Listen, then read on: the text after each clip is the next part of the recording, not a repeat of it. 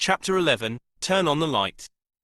I sat drinking tea in a cafe with my friend and ex-classmate Alexei, who sometimes played with speed. Alice, can you really tell from photos whether a person is alive or not? Photos are no longer needed, I said thoughtfully. Could you help me? Tell me what? 10 days ago, 6 fishermen went to the lake, 3 people per boat, 1 boat returned, the others did not.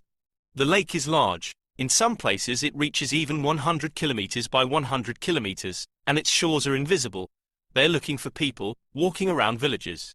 I saw the night, a boat as if I was nearby standing on the water to the left. A big wave hit the bow of the boat, as well as on the left side, coming exactly to the middle. 1 man was sitting at the bow, the second one at the back, and, for some reason, the third one was standing at full height on the right side of the boat, closer to the second one. The boat capsized to the right. Dead, I said. Why, what happened? Are there waves there? Isn't it a lake? There are, rarely, but they do happen. Nobody knows where they come from. Suddenly a strong wind and waves arise, big ones. No need to look for them, they are dead. Do you have a map to look at the lake? I will send it to you tomorrow, Alice. Okay, I will take a look again at home at night. Do you happen to know whether post-impregnates are used in short-cycle presses, and what does the soul of the universe need to gain as a result of this earthly cycle? Alexei looked at me meaningfully and laughed. I returned home, lit candles, closed my eyes and tried to imagine the lake again. There was something at the bottom. They got caught on something sunken. Perhaps they would find 1, maximum 2, but definitely not 3 of them. I imagined a map in the shape of a rectangle, divided it with a vertical line in the center. They were to be looked for on the right. Then I made 2 horizontal lines to get 3 equal parts. They were in the middle part, to the right of the center. Okay, I will look at the real map tomorrow to double check, I thought, and went to bed. The first thing I did in the morning in the office was checking my email. I saw the letter with a map attached. As I opened the letter, the mail froze, then everything collapsed. I tried to open it again. It did not open for an error. I restarted the computer. It repeated 5 times in a row. The system administrator would be there in the evening. I sat down to work at an empty computer nearby and wrote to Alexei, call me. He called back. I told him about what had happened to the computer and what I had seen without a map. Years ago, many villages were flooded there. In some places the domes of churches still stick out. Christmas trees at the bottom, flooded, are growing. But it can't be as you say, Alice. Do you know why? 1 boat has been found now below, on the left side. Sorry. I smiled and even rejoiced, however, not for long. 2 hours later I received a message. 1 was found dead in the place you said. In the evening I received a letter from an emigrant spellcaster. She felt my bad mood and offered to count me. No longer surprised by anything, I sent the required dates. According to the miscalculations made a year before by my godmother, almost a fairy, I accidentally ended up on Earth. My roots were lost somewhere in the universe, and I really missed my real home. According to the midnight miscalculation of the emigrant, I had extrasensory abilities of bioenergetic healing, magic, magnetism, influencing the world through love and creativity, and carrying vibrations of the higher spheres.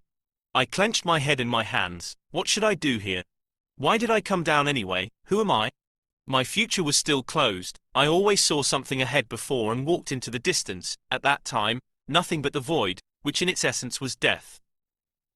That day I was informed that Ram came in our city again. 6 months passed since the previous seminar, and after the film shown on the first TV channel, there were twice as many people wishing to get to the teacher as the hall could actually accommodate. I entered the hall where about 200 people had gathered, sea of flowers, television team. I walked up to Ram and silently handed her the books. She smiled. Is that you? Are these your books? Millions of people passed before her eyes, but she recalled me.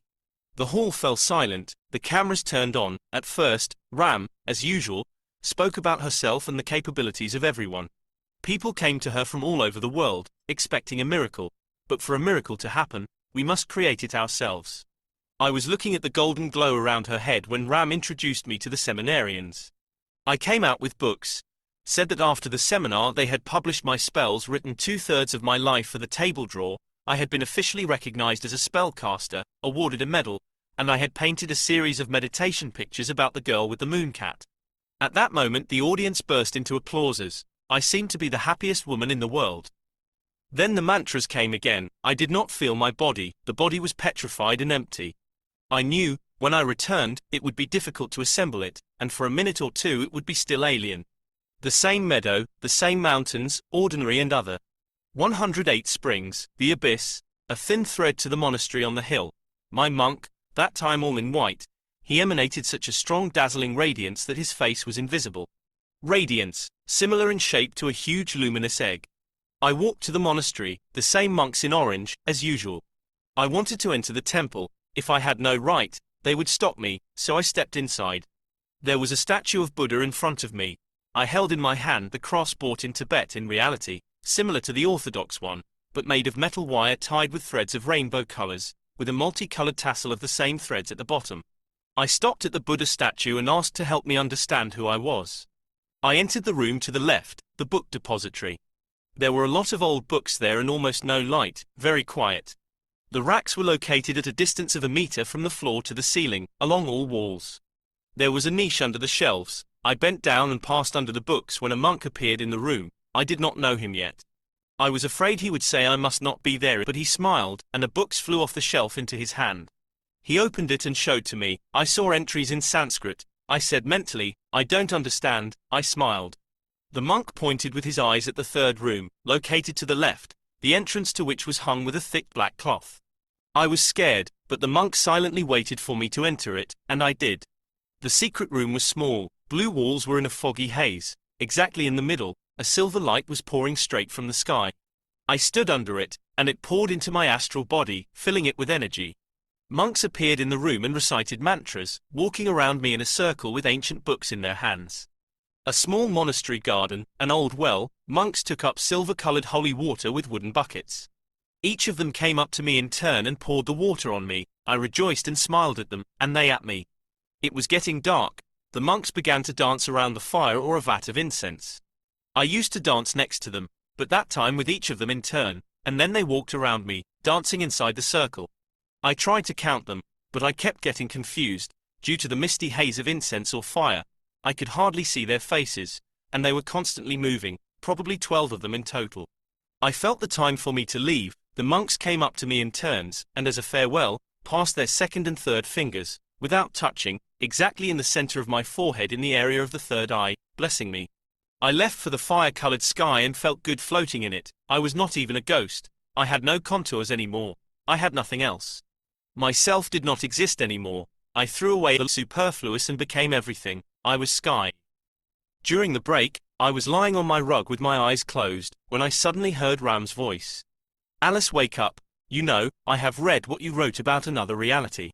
Who am I? You are the same as me, Alice. You can everything. The universe database is open to you. You can take any information from there, and there is nothing strange or bad about this. It's just given to you. I am in the void. I realized it.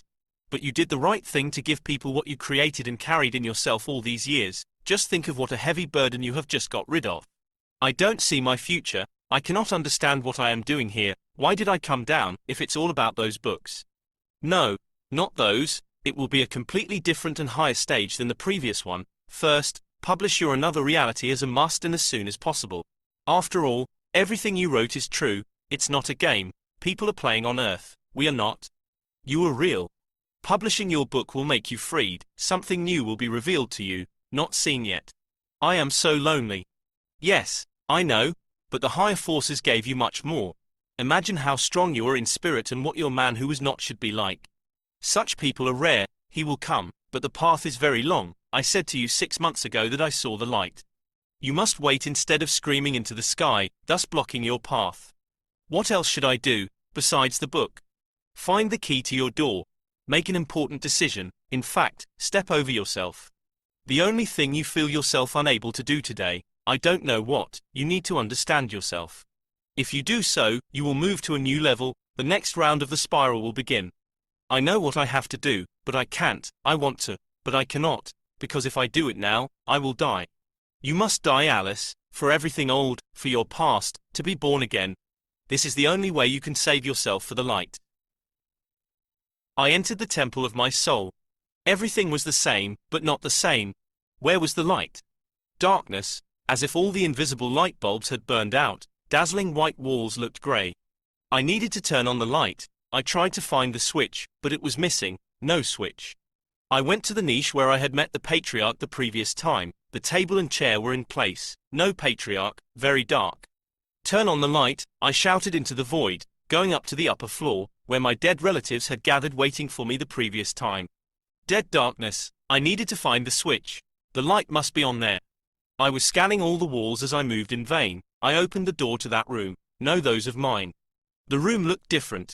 The same rectangular wooden table, chairs, but the window was covered with thick black fabric.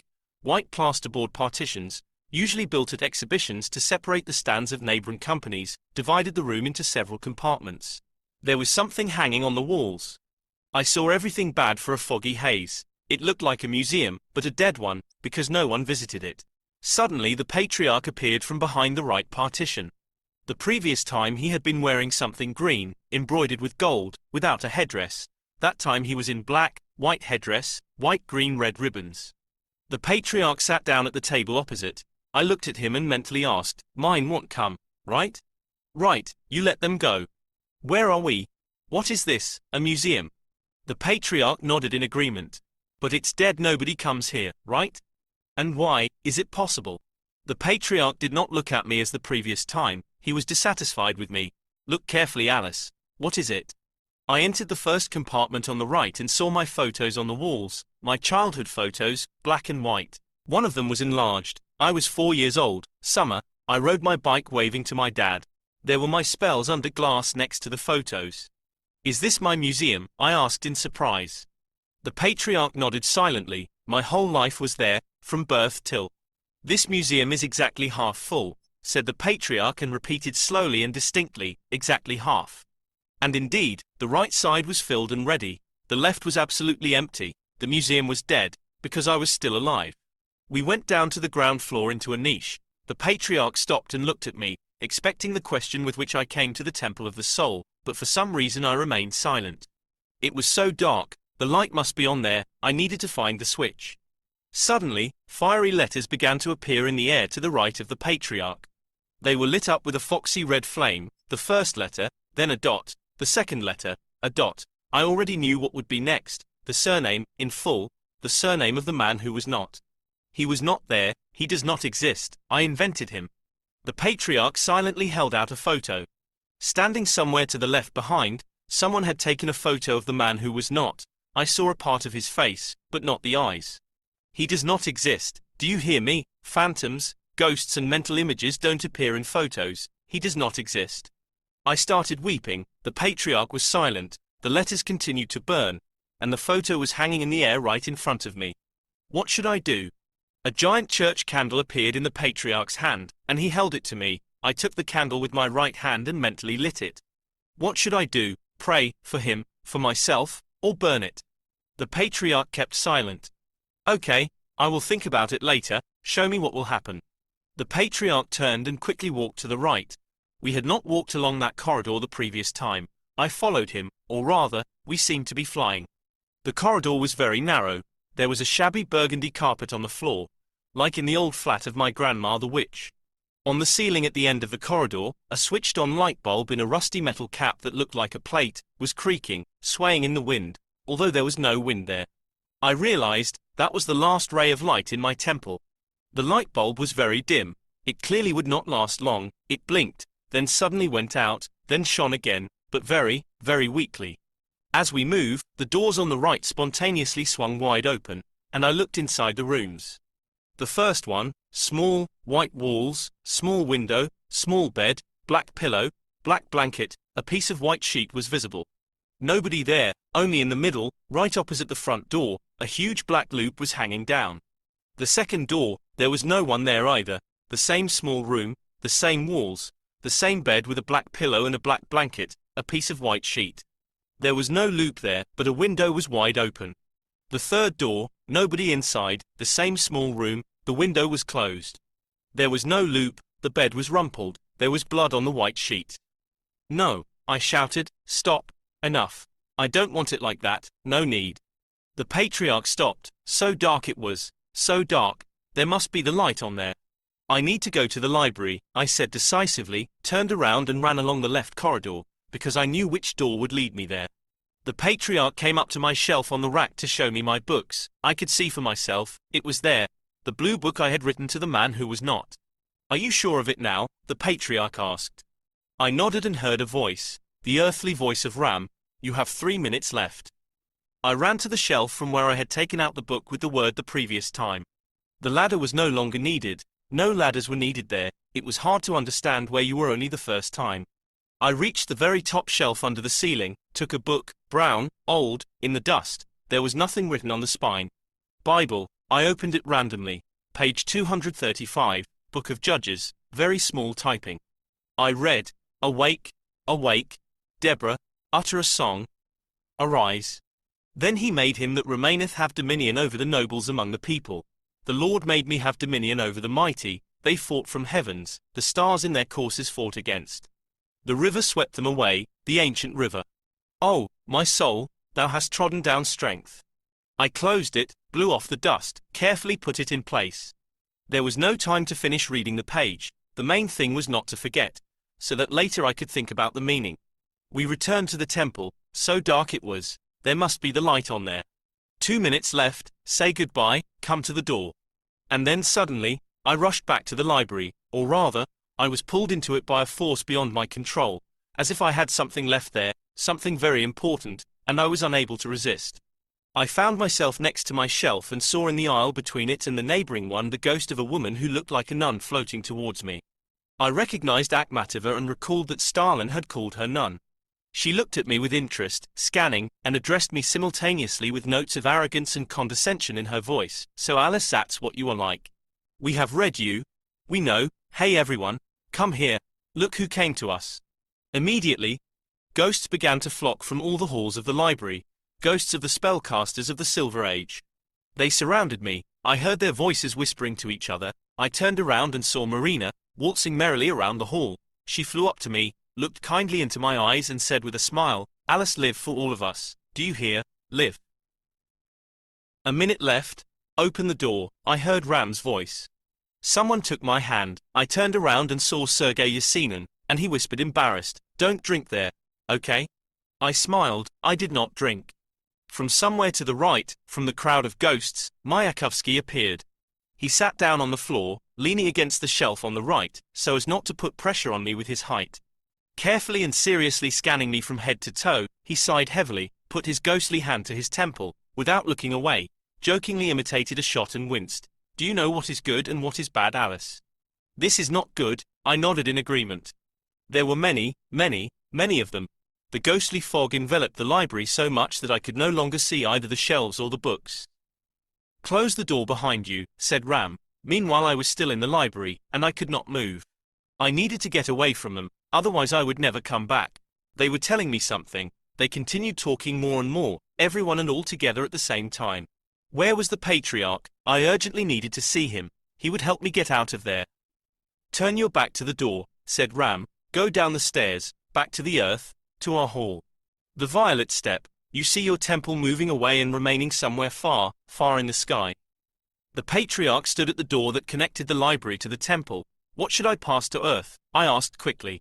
And now you are already on the indigo step. He shrugged his shoulders. Well, in general, nothing. There is a blue sky above your head. I was already about to run out of the library into the temple in order to get to the door and exit in time, and there is green grass under your feet, when suddenly the patriarch stopped me. He took something out of his black clothes. Take it, he said, putting something in my palm, something heavy. You see a yellow field of dandelions in front of you. Thank you, I said to the patriarch, and in the distance this yellow field seems orange to you. I looked at what he had given me. And you see this orange color coming closer and closer to you. Ancient Egyptian symbol, sign, Ankh the key, and red poppies grow behind it. I ran into the temple. God, it was deadly dark. There must be the light on there. Door, where was the door? I urgently needed to imagine that I was already at the door. And now you enter the field of red poppies. I needed to get out before Ram said, open your eyes. Light, someone turn on the light there. If she uttered her phrase before I left the temple, I could get myself back together incorrectly. My head was cracking there, in the hall, where I had left my body. Red poppies. You have reached the end of this field. That was all. I knew what phrase Ram would say next. I got to the door finally, with all my might. I pulled it towards me and slammed it behind me, faster, down, through all the rainbow colors, back to earth, to people.